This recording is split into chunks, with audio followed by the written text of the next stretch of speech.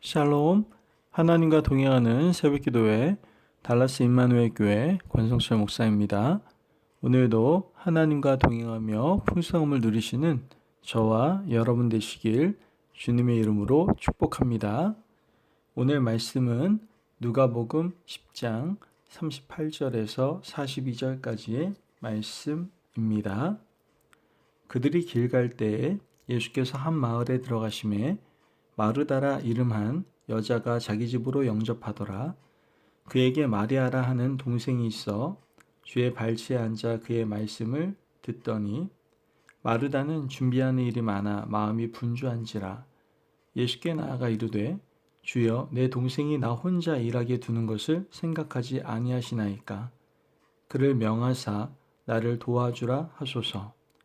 주께서 대답하여 이르시되 마르다야 마르다야 내가 많은 일로 염려하고 근심하나 몇 가지만 하든지 혹은 한 가지만이라도 족하니라. 마리아는 이 좋은 편을 택하였으니 빼앗기지 아니하리라 하시니라. 아멘. 하나님의 말씀입니다.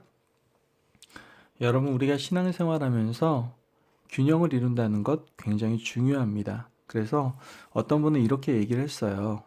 활동 에너지와 묵상 에너지가 잘 조화를 이루어야 된다라고 이야기를 했죠. 활동 에너지가 많아질수록 묵상 에너지는 줄어들 수밖에 없고, 반대로 묵상 에너지가 많아질수록 활동 에너지가 적어질 수밖에 없기 때문에 신앙생활에 있어서는 이 두 가지의 균형이 굉장히 중요하다라고 이야기를 해주었죠. 오늘 본문은 말씀을 듣는 생활과 봉사 생활이 균형을 잘 이루어야 된다는 것을 우리에게 보여주고 있어요. 예수님께서 사랑하신 어떤 한 가정을 방문하셨죠. 그 집에는 마르다와 마리아라는 자매가 살고 있었어요. 이들은 자매였지만 성향이 너무나 달랐어요. 마르다는 외형적이고 적극적이며 사람을 아주 잘 섬기는 그런 사람이었죠. 반면 마리아는 내성적이고 아주 조용한 여인이었어요.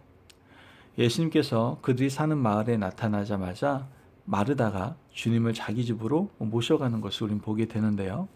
38절 말씀을 보면 그들이 길 갈 때에 예수께서 한 마을에 들어가심에 마르다라 이름한 여자가 자기 집으로 영접하더라.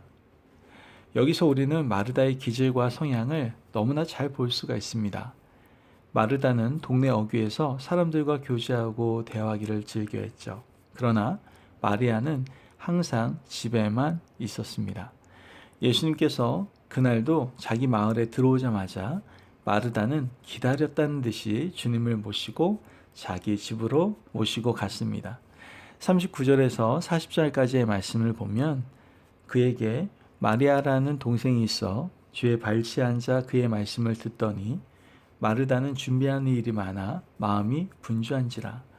예수께 나아가 이르되 주여 내 동생이 나 혼자 일하게 두는 것을 생각하지 아니하시나이까. 그를 명하사 나를 도와주라 하소서. 말씀을 보면 마리아는 평소 자기 성향대로 예수님 발 아래 앉아서 말씀에 귀를 기울이고 있었죠. 마르다도 자기 기질에 따라 음식을 부산하게 준비를 하고 있습니다. 주님이 예고하고 찾아오신 것이 아니었기 때문에 미리 준비할 수가 없어서 준비할 것이 너무나 많았을 거예요. 음식을 준비하느라 이리저리 동분서주합니다. 그리고 마음이 나뉘어집니다. 마르다는 자신이 이렇게 열심히 일하고 있는데 가만히 앉아있는 마리아에게 화가 좀 난 거죠. 그녀는 주님께 불평을 하기 시작합니다. 주님, 내 동생 마리아를 명하사 나를 도와주라고 하십시오. 준비하는 일이 많아 마음이 분주했다는 말은 마음이 여러 갈래로 나뉘어졌다는 뜻이에요. 한 가지만 하든지 혹은 감당할 수 있는 일만 했으면 마음이 분열되는 일이 없었을 텐데 마음이 나누어지니 자기를 돕지 않은 마리아를 향해서 원망과 불평이 쏟아져 나왔고 그 불평은 주님에 대한 불평이 되고 말았던 것이죠. 교회 공동체에서 열심히 섬기고 봉사하는 사람들이 가지고 있는 전형적인 딜레마가 아닌가 생각해 보게 됩니다. 여러분, 사람들은요, 타고난 기질과 성격을 가지고 신앙생활을 합니다. 그런데 문제는 타고난 기질이 외향적이고 섬기기를 좋아하는 분들이 교회 공동체에도 마르다처럼 준비하는 일이 많다는 것이죠. 성격이 좋기 때문에 이 사람 저 사람 부탁을 거절하지 못해요. 결국 여러 가지 봉사를 하게 되고 감당할 수 없는 일은 마음의 분열을 가져오게 된다는 것이죠. 마음이 분열되면 원망이 생깁니다. 나는 이렇게 열심히 일하는데 다른 사람들은 가만히 와서 그냥 예배만 드리고 돌아간다라고 이렇게 원망이 터져 나온다는 것이죠. 그 원망은 사람에게 가고 결국은 누구에게 갑니까? 하나님께 가는 것이죠. 이렇게 원망하는 사람들에게 주님은 적절한 치료와 회복의 말씀을 들려주시는 것을 우린 보게 됩니다. 41절에서 42절 말씀을 보면 주께서 대답하여 이르시되 마르다야 마르다야 내가 많은 일로 염려하고 근심하나 몇 가지만 하든지 혹은 한 가지만이라도 족하니라. 마리아는 이 좋은 편을 택하였으니 빼앗기지 아니하리라 하시니라.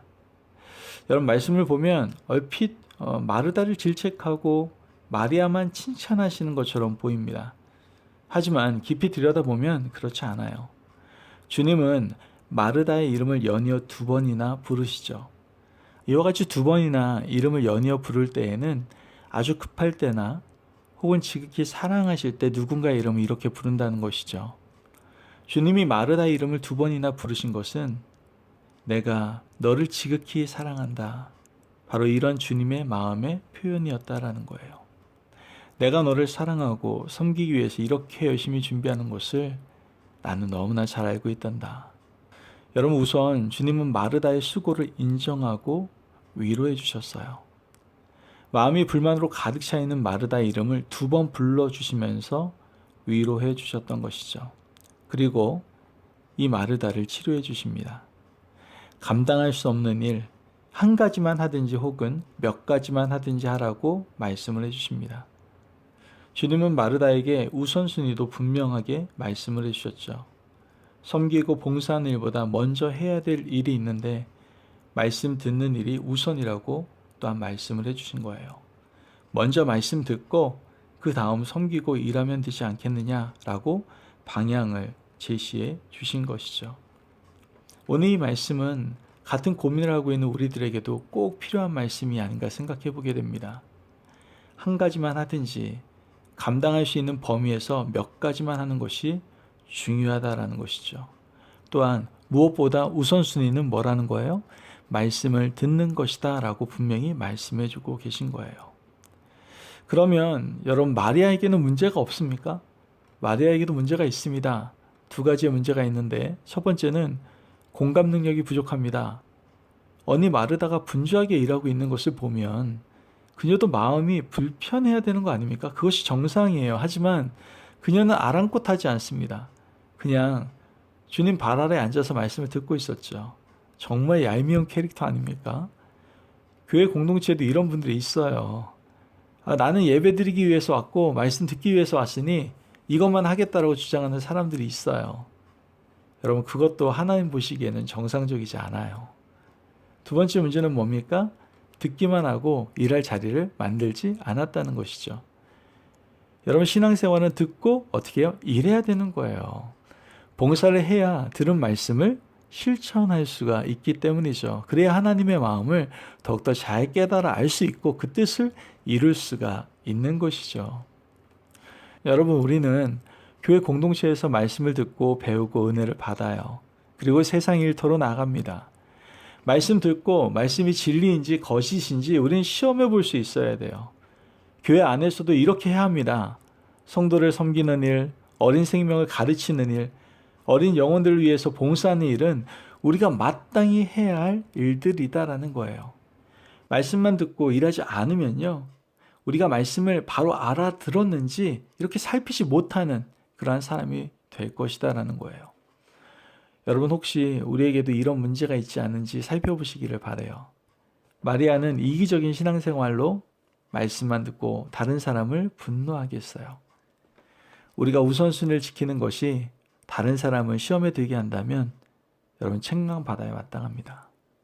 그러므로 오늘 우리가 마리아와 마르다를 함께 받아들이고 신앙생활을 하는 가운데 있어서 균형을 가지고 살아갈 수 있는 믿음의 자녀, 믿음의 백성들이 되시기를 주님의 이름으로 축복합니다. 아멘. 기도하겠습니다.